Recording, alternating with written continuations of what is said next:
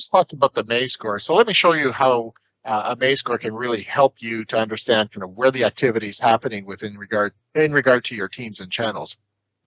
So as an example, we often get asked, well, show me the most active networks, and conversely, show me those teams that have absolutely no activity to them. So if I inverse the May score, I can see these particular teams have no activity in them at all. So maybe these teams would be tasked for potentially deleting or at least putting them into a archive status, because you want to really remove the clutter from your network. And then, of course, we want to focus on those teams that have the most activity. So I can go take a look at a specific team.